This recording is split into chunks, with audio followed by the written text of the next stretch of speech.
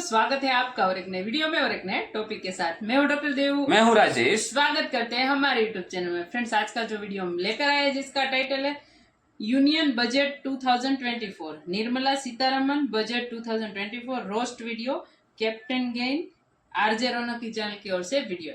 इस बार तो बजट का थोड़ा बहुत विरोध भी हुआ है क्योंकि मिडिल क्लास लोगों के लिए बजट जो है लोग कह रहे ठीक नहीं है, ऐसा सोच रहे हैं। लेकिन चलिए पहले डिटेल्स में वीडियो देखते हैं। तो दोस्तों, आशा करें वीडियो पसंद आपको जरूर आएगा और पसंद आए तो लाइक और शेयर जरूर से कर दीजिएगा। और चैनल पर पहली बार आए सब्सक्राइब नहीं किया, साथ में सब्सक्राइब भी कर दीजिएगा। चलिए स्टार्ट करते हैं। क्यों भाई, मिडिल क्लास आ गया स्वाद, मिल गई टैक्स वाली छूट, बच गए 17,500, खरीद लिया दुबई में बंगला, ले ली दिल्ली में कोठी। सच कह रहा हूं यार, जब से बजट में निर्मला ताई ने टैक्स पेयर्स को 17,500 रुपए की छूट दी है, तब से समझ नहीं आ रहा कि इतनी धनराशि का मैं करूं क्या। 17,500 साल के मतलब 1,400 रुपए महीना। सोच रहा हूं इतने पैसों से गुड़गांव में 200 गज का कोई प्लॉट खरीद लूं, या फिर 1 किलो फुल क्रीम दूध फालतू लगवा लूं, अपने स्कूटर की दोनों ट्यूबें चेंज करवा लूं, या साइबर फ्रॉड से बचने के लिए रिक्शा पकड़कर ये पैसा किसी स्विस बैंक में जमा कर रहा हूं। बताइए क्या करूं? मैं क्या करूं, फिर जॉब छोड़ दूं? कल तक जो लोग ये सोचकर खुश हो जाते थे कि कोई बात नहीं, बाप के पास बाहर भेजने के लिए पैसा नहीं है तो क्या, कोई सरकारी नौकरी भी नहीं लग रही है तो क्या, चलो शेयर मार्केट में ट्रेडिंग करके पैसे कमा लेंगे, ऐसे लोगों के अरमानों को भी निर्मला ताई ने मिक्सी में लहसुन के साथ पीस कर उसकी चटनी बना दी है। जैसे कुछ झक्की सासें होती है ना, जिनकी नजर अपने बेटे की कमाई से ज्यादा बहू की कमाई पर रहती है, उसी तरह निर्मला ताई ने कहा कि तुम लोग ट्रेडिंग करके ऐसे कैसे पैसे कमा लोगे, कमाना है तो कमाओ, मगर हम गरीब माँ बाप की भी थोड़ी जेब खर्ची बढ़ाओ। इसीलिए 2021 में कोविड के मार्केट से 2 पैसा कमाने वाला कच्चा लौंडा जो खुद को वॉरेन बफे समझ रहा था, निर्मला ताई ने एक झटके में उसकी औकात को बरगद के पेड़ से खींचकर बालकनी में रखे गमले में उतार दिया है। लो चचा, अब तुम खेल लो FNO, बन जाओ ट्रेडर। मार्केट ने भी कैपिटल गेन वाली सिर्फ एक बात को इतना दिल पे लगा लिया कि कैपिटल गेन अनाउंस होते ही मार्केट 1000 पॉइंट से नीचे गिर गया। फिर 2-4 अच्छी बातें पढ़कर उसे होश आया। फिर जमाने ने उसे समझाया कि अरे चचा, इसमें इंफ्रास्ट्रक्चर के लिए बहुत कुछ है, इंडस्ट्रीज के लिए भी बहुत कुछ है। तब जाकर बाजार ने अपना टेढ़ा मुंह सीधा किया और वो थोड़ा रिकवर हुआ। तो कुल मिलाकर कैसा है इस बार का बजट? ऐसी कौन सी चीजें सस्ती हुई हैं जिसकी खुशी में आप गाड़ी के बोनट पर चढ़कर नाच सकते हैं, और ऐसा क्या महंगा हुआ है जिसके गम में आप सारी रात बीड़ी पी पीकर अपने कमरे में धुएं का बादल बनाकर उसमें खेल सकते हैं? तो चलिए उसी पर अब डिटेल में बात करते हैं। वीडियो जरूर लाइक करिएगा और पसंद आए तो अपने दोस्तों से इसे जरूर शेयर करिएगा। शुरू करते हैं।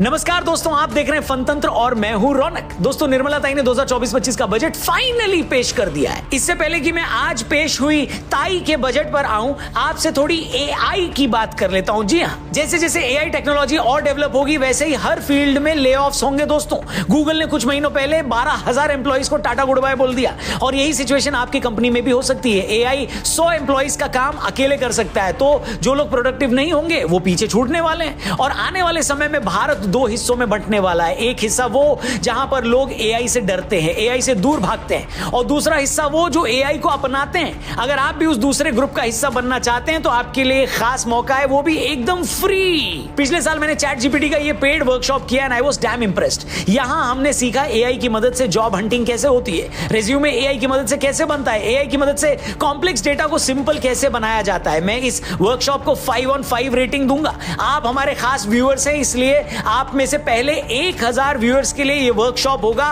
बिल्कुल फ्री। लिंक दिया है डिस्क्रिप्शन में। 10 लाख से भी ज्यादा लोगों ने ये वर्कशॉप अटेंड किया है और वो AI सही तरीके से यूज करना सीखे हैं, और AI की मदद से वो अपने करियर को नेक्स्ट लेवल ले जा रहे हैं। तो देर मत करिए, अपने करियर को AI का बूस्ट दीजिए। डिस्क्रिप्शन में जाइए, लिंक दिया, उस पर क्लिक करके अभी रजिस्टर करिए। वीडियो में आगे बढ़ते हैं। बजट के ऊपर चलिए चर्चा करते हैं। तो इलेक्शन रिजल्ट के बाद का सरकार ने पहला बजट पेश कर दिया है। ये एक ऐसा बजट है जिसमें हर किसी के लिए कुछ ना कुछ है। जैसे यंग लोग इस बजट से इसलिए खुश हो सकते हैं क्योंकि इसमें 4 करोड़ युवा लोगों को सरकार ने बड़ी कंपनियों में इंटर्नशिप करवाने का वादा किया है। उन्हें हर महीने 5,000 स्टाइपेंड भी मिलेगा। वहीं महुआ मोइत्रा इस बजट से इसलिए खुश हो सकती हैं क्योंकि सरकार ने महंगे पर्स पर से इंपोर्ट ड्यूटी कम कर दी है। मजा आया। 50-60 हजार रुपए कमाने वाले लोग इस बात के लिए निर्मला ताई को थैंक यू बोल सकते हैं कि उन्होंने टैक्स रिबेट 50,000 से बढ़ाकर 75,000 कर दिए। वहीं आदरणीय राहुल जी इस बात के लिए सरकार का शुक्रिया अदा कर सकते हैं क्योंकि सरकार ने सोना सस्ता कर दिया है। अब राहुल बाबा चाहें तो कितनी भी देर संसद में सो सकते हैं। वाह क्या सीन है। सोने से पहले राहुल बाबा को मोबाइल देखने में दिक्कत ना हो इसलिए सरकार ने मोबाइल भी सस्ता कर दिया है। मोबाइल देखते हुए बैटरी डिस्चार्ज ना हो जाए इसके लिए सरकार ने चार्जर भी सस्ते कर दिए हैं। और मोबाइल में वीडियो देखने के लिए डेटा तो वैसे भी BSNL ने सस्ता कर ही रखा है। अब चाहें तो इन बातों के लिए राहुल बाबा सरकार को थैंक यू बोल सकते हैं, या फिर सोना, मोबाइल और चार्जर सब चीजें एक साथ सस्ता करने को कुछ लोग राहुल बाबा के खिलाफ बीजेपी की साजिश भी बता सकते हैं। बाकी दोस्तों, बजट में होती तो 72 बातें हैं जिनमें से 70 बातें तो हमें समझ ही नहीं आती। हमें बस दो ही चीजों से लेना देना होता है, पहली कि हमारा इनकम टैक्स कम हुआ क्या, और दूसरी कौन सी चीज महंगी हुई और कौन सी सस्ती। और ये बात वित्त मंत्री को भी अच्छे से पता होती है, तभी तो वो इनकम टैक्स पर आने से पहले आम आदमी को तड़पा देती हैं। और ये सब सुनते हुए आम आदमी की हालत ऐसी हो जाती है। कैसी? अबे जल्दी बोल, कल सुबह पनवेल निकलना है। तो आखिरकार 1 घंटे 23 मिनट के अपने भाषण में ब्रह्मांड के 3 चक्कर लगाने के बाद वित्त मंत्री इनकम टैक्स वाले पॉइंट पर आई तो पता लगा कि इस बार जिले इलाही ने हम पर बड़ी मेहरबानी कर दी है। स्टैंडर्ड डिडक्शन को 50,000 से बढ़ाकर 75,000 किया गया है। इसके अलावा 0 से 3 लाख तक कोई टैक्स नहीं देना होगा, 3 से 7 लाख रुपए तक 5%, 7 से 10 लाख रुपए तक 10%, 10 से 12 लाख रुपए तक 15%, 12 से 15 लाख तक 20% और 15 लाख से ज्यादा की सैलरी पर 30% टैक्स देना होगा। लेकिन ज्यादातर जनता यही बोल रही है कि 30% टैक्स से हमें क्या, हमने तो अभी भी 12 जन्म और 10 लाख रुपए से ज्यादा कमाने नहीं है। ये बोल रही है जनता। मगर जैसे ही मार्केट में इन नए टैक्स स्लैब में मिली महा बचत की बात फैली तो रूस से लेकर रवांडा तक हल्ला मच गया। 50,000 कमाने वाला भारतीय लौंडा नई टैक्स रिजीम में अब हर महीने 1,400 रुपए बचा लेगा। यह बात जैसे ही सोशल मीडिया पर फैली तो कानपुर और मेरठ के लड़कों को वेनेजुएला की लड़कियों के रिश्ते आने लगे। 8-10 रशियन लड़कियां तो शेयरिंग ऑटो करके तुरंत भारत आ गई। एक जर्मन लड़की ने तो यहां तक धमकी दे दी कि अगर नोएडा के सचिन जैसे किसी हिंदुस्तानी लड़के ने मुझसे शादी नहीं की तो मैं हाथ की नस काट लूंगी। क्या बात है सर, क्या बात है सर। मगर निर्मला ताई यही नहीं रुकी, उन्होंने भी यह ऐलान कर दिया है कि स्टूडेंट के एजुकेशन लोन पर 3% सरकार देगी। इसके लिए ई वाउचर्स लाए जाएंगे जो हर साल 1 लाख स्टूडेंट्स को मिलेंगे। 1 लाख रुपए से कम सैलरी होने पर EPFO में पहली बार रजिस्टर करने वाले लोगों को 3 किश्तों में 15,000 रुपए मिलेंगे। मुद्रा लोन की रकम 10 लाख से बढ़ाकर 20 लाख रुपए कर दी गई है। स्टार्टअप को बूस्ट करने के लिए एंजल टैक्स को खत्म कर दिया गया है। मगर इस बजट में सरकार ने सबसे बड़ा धोखा अरविंद केजरीवाल जी को दिया है। क्या बात कर रहे हैं? जी हां, सरकार ने ऐलान किया है कि वो सूर्य घर मुफ्त बिजली योजना में 1 करोड़ घरों को 300 यूनिट बिजली मुफ्त देगी। तिहाड़ में बंद सरजी ने जैसे ही ये बात सुनी तो उन्हें भी लगा कि किसी ने अचानक से उन्हें बिजली का झटका दे दिया, वो भी बिल्कुल मुफ्त में।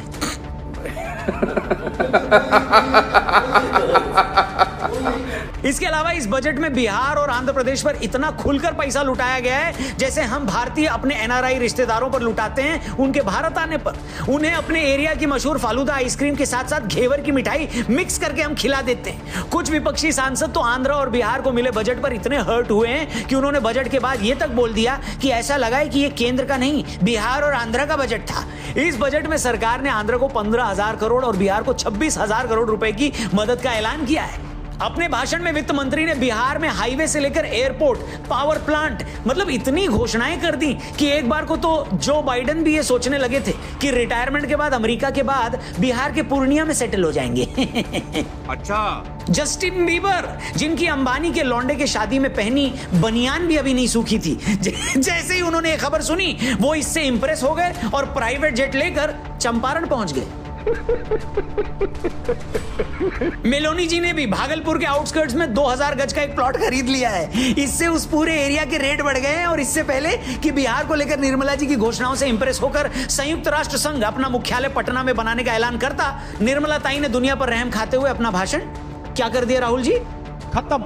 बिल्कुल, भाषण उन्होंने खत्म कर दिया। वैसे भाषण में उन्होंने दिया तो बहुत कुछ है, मगर यह भी सच है कि सरकार जो आपको देती है वो आपसे लेकर ही आपको देती है। बस जिनसे लेती है वो अलग होते हैं और जिन्हें मिलता है वो लोग अलग होते हैं। बाकी आपकी जिंदगी किस तरफ जाएगी, आप लाइफ में क्या उखाड़ पाएंगे या लाइफ ही आपको उखाड़ देगी, ये अभी भी इस बात पे डिपेंड करता है कि आप खाली वक्त में हाथ में मोबाइल लेते हैं या किताब। क्या समझे? क्या बात है सर, क्या बात है सर, क्या बात, ये बात है। और इससे पहले कि मेरी बात से मोटिवेट होकर आप किताब उठाने जाएं, उससे पहले अपने मोबाइल से इस वीडियो को जरूर शेयर करना और इसे लाइक भी जरूर करना। और हाँ, जाने से थैंक यू दोस्तों वीडियो को यहां तक देखने के लिए। तो दोस्तों वीडियो में भाई आरजे रौनक भाई का वीडियो था, मजाक मस्ती प्रमोशन, मजा आता है। मतलब क्या बोलते हैं ना, फन के साथ इंफॉर्मेशन, तो ये उसका जो टेक्निक है बोलो या आदत बोलो या जो भी बोलो, जो हमें वीडियो के माध्यम से जो नॉलेज पिरोसते हैं वो मज़ा आता है और देखने को भी मज़ा आ गया। दूसरी बात तो भाई यहाँ पे थी बजट की।